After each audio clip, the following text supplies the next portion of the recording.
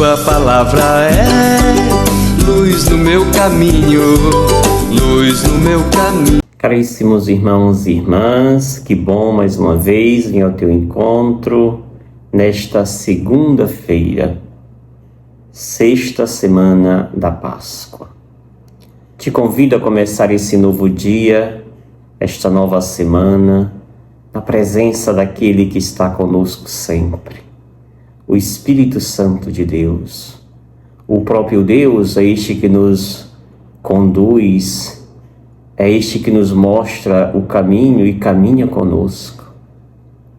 E a maneira mais plena de encontrá-lo é tomando consciência deste lugar que pisamos, do lugar chamado presente. É neste lugar que Deus se mostra, é neste lugar que Ele se revela. E a conexão conosco mesmo, por meio da nossa respiração, revela a plenitude de Deus.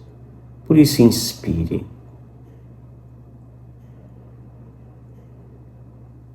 E deixe-se conectado com esta presença. Simplesmente acompanhe esse gesto, este caminho da tua respiração.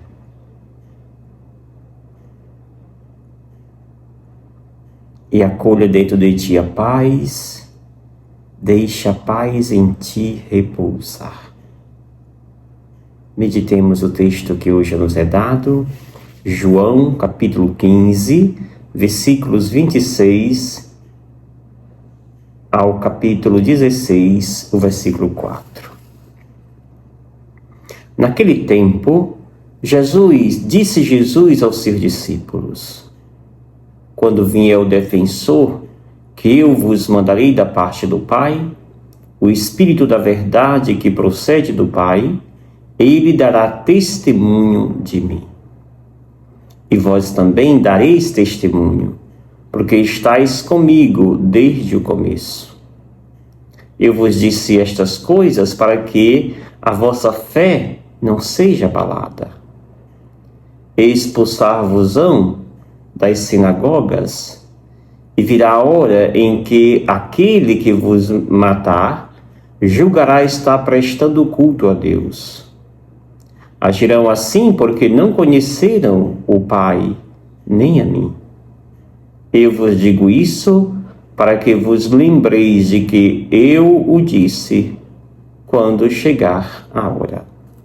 Palavra da salvação. Glória a vós, Senhor. Amados e amadas, mais uma vez, Jesus volta a conversar com seus discípulos sobre o momento em que ele não mais estiver presente fisicamente. E quando estiver junto aos discípulos, o Paráclito, o Espírito Santo de Deus, é uma linguagem de despedida e uma orientação de como devem os seus discípulos se postar quando ele não mais for uma presença física. E aqui ele nos garante que o defensor, o Espírito Santo, aquele que ele vai enviar, dará testemunho dele. Impulsionará os seus discípulos a darem testemunho. O Espírito dá testemunho dele, e eles que conviveram com Jesus a vida inteira também darão testemunho do Mestre. A nossa função é dar testemunho. É dizer o quanto é bom estar na presença daquele que nos chamou, Deus mesmo.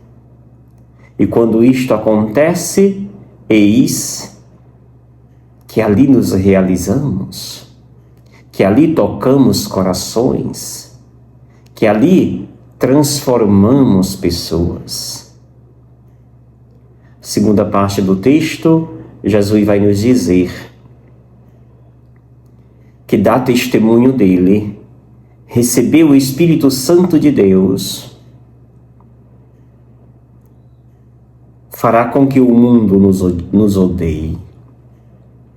Fará com que o mundo venha contra nós. Fará com que o mundo até nos ameace e até nos mate. Foram tantos os mártires da igreja, continua existindo.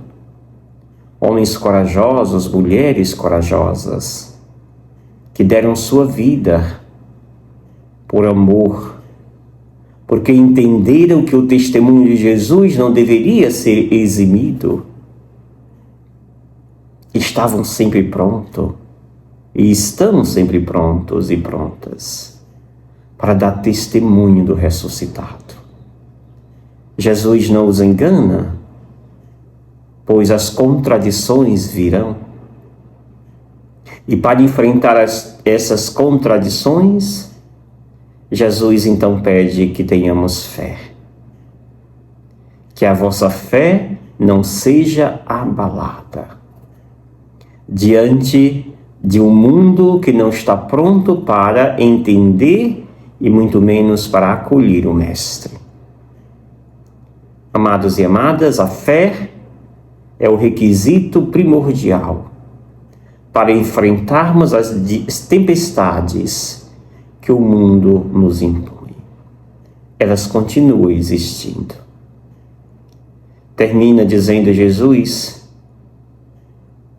de que aqueles que se tornaram e se fazem inimigos do ressuscitado expulsarão os seus discípulos das sinagogas e virá a hora em que os matarão.